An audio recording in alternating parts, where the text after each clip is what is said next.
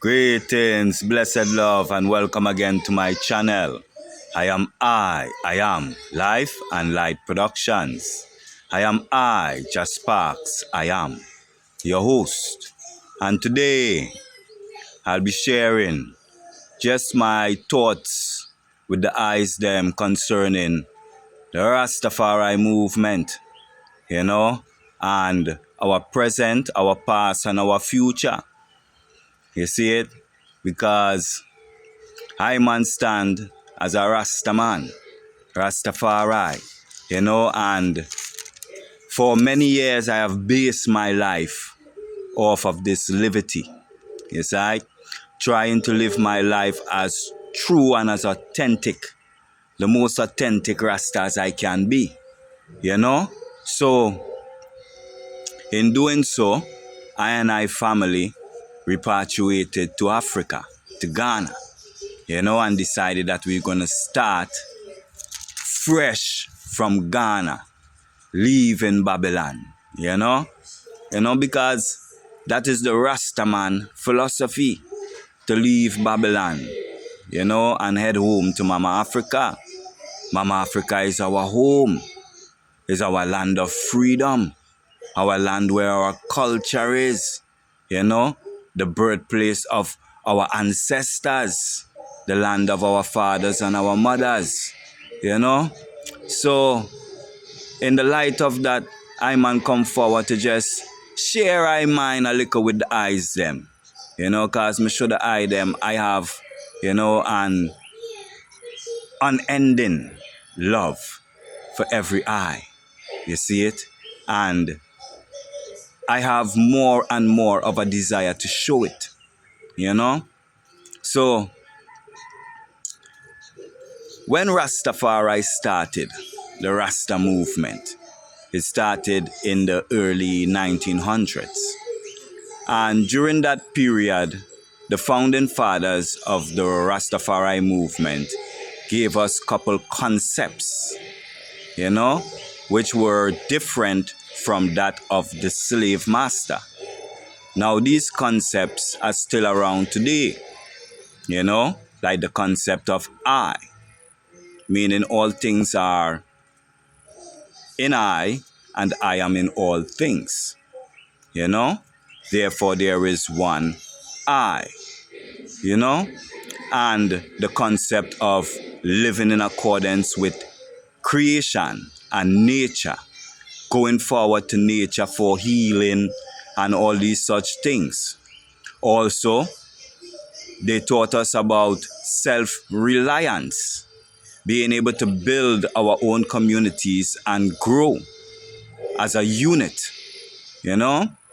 All these things then was issued to us in the beginning of this movement, and along the way, the movement seemed to have been sidetracked, to the point that people have lost their way. The Rastafari movement, the Rastafari community have lost their way. And they have come like the same Babylon and Babylon system that they fight so much against. You see it? And there is reason for all these things, So it's not that we are at a loss, but we are being found, For the movement is about evolution, about rising in consciousness from one state to the next, becoming greater and greater each and every day, serving our purpose more and more within creation. When Rastafari come forth, it was said that we are the peculiar people, the children of God, the blessed people, We took away ourselves from, Babylon, in the sense that we decided to start wearing dreadlocks, like according to the rebellion in Kenya. Yes, right? So it was a statement of separation and saying, well, I am not part of your system. Your system is comb here, cutting and all these things. So within the Rasta movement, that developed.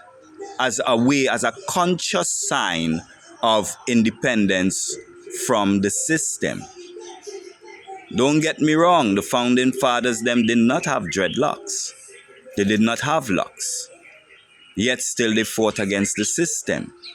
But as the movement went along, the thought of separation from the system evolved into dreadlocks as well. You see it? To show that physical separation where we was not accepted in any of their communities and we was considered outcasts to the world. You see it? So in the light of all these things, right? Our present state right now, the reason why we are not moving forward is because we are stuck. We have stuck ourselves in a loop within creation. And that loop was created by our own thoughts as the Rastafari people and the Rastafari community. Because in the beginning, we was given the right doctrine, the exact way in order to evolve and transcend all boundaries. But in the course of time, with the influence of religion, we was brought into a spiral, into a revolving door, so to say then, where we're no longer moving forward, but we are remaining stagnant. One of the main things that is doing this is the worshiping of idols. Now, many might hear it and say, but I am not an idol worshipper. You see? But we have to understand what idol worship is. What is an idol and what is idolatry? You see it? For an idol is anything that you can see with your physical two eyes. And you make it a deity or a god, whether it be a person, place, or thing. It becomes an idol to you. And idolatry is the worshipping of a person, place, or thing. You see it? So that's where we went off track. For in the beginning of Rasta and Rastafari movement, it was about I. You see it? You're seeking into self. It's an inbirth concept. So you're looking within for redemption. You're looking within for freedom. You're looking within for your own salvation. But it was turned around that now man start to look outside of himself, outside of his awareness of being, like how it was taught to us in the churches. In every religious churches, it was taught to us to look out of ourselves and seek for a God. You see it? When we, the Rastaman, rose with the concept that God is within, and we are God, and sons of the Most High. During the course of time, we have left off that way and have fell back into folly, serving outside gods, strange gods and idols, becoming idol worshippers, becoming the same as they that we fire burn. You see it, my people? The worshipping of Haile Selassie the First as God, our God, is idolatry. The worshipping of Prince Emmanuel Charles Edwards is idolatry. The worshipping of anything that you can see with your eye that was in that lives in the heaven above, or in the earth beneath, or in the water beneath the earth. From you can see it, and you worship it, it's an idol, and you're committing idolatry. You see it? Now, we can take it forward to the commandments. You see? Because we have also left off the law of God. You see? We have left off the law of the Most High, which is the law of the universe, the 7 laws of the universe. And the commandments of God are that which will help us to perfect the laws of the universe. By obeying the commandments, by following it and, taking heed to it, you will be able to perform the laws of the universe perfectly. And this is the purpose of the commandments. You see it? Now I want to share the commandments with the I, them. And keep in mind, we are reading from the reference that Moses was with God, speaking with God, and was given these 10 commandments. Now, when Moses was given these 10 commandments, we got to remember the story of Moses, and we have to follow it well. When Moses was born, he was sent into, you could say, he was abandoned then, and sent into a land that was not his, right? And he was taken up by a family that was not his. And he grew up in the house of Pharaoh. And when he became of age, he decided within himself, because he had a feeling within himself that he don't belong here. He come from somewhere else. He come from over yonder. So he went forward to go check it out, and realizing the truth that he is from over yonder and not from the land of Pharaoh, he started to live out there and live amongst the people and see the liberty. And there he started to get inspired and inspiration to let his people go, to, free the children of God, So in doing so, he was speaking with God to the point that God tell him to go into Egypt to go free his people them, right? And Moses was very hesitant. So Moses asked God, who should I tell Pharaoh that, who should I tell him sent me?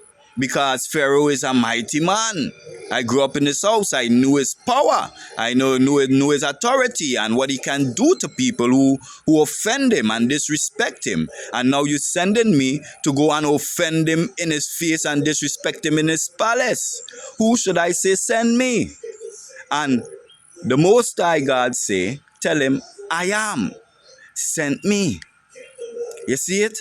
So when Moses approached Pharaoh, we have to understand how Moses speak. And when we can understand that, we can move forward. When Pharaoh asked Moses, who sent you to come take your people away, or God people away, or free the slaves, or whatever? Moses turned to him and say, I am sent me. Meaning he was sent of himself. His own awareness sent him. For everyone is I am. And in doing so, we can understand how to read the commandments. The first commandment that Moses gave to us, or the Lord gave to us through Moses, is I am the Lord thy God, which brought thee out of the land of Egypt, out of the house of bondage. Thou must not have any other God before I. So in other words, he is saying, your own awareness, I am, is the one that will bring you out of whatever bondage. Bring you out of Egypt, whatever bondage that you're under, is your own awareness of that bondage, and your awareness to remove yourself from that bondage is what is going to take you out of it. Holy I. Now, on this YouTube channel, I only have like about 16 or 17 minutes per video. So it just hit 15 minutes. So I'm going to stop it and do a part 2. Blessed love. And give thanks for being here with I, Holy I Reflections, I.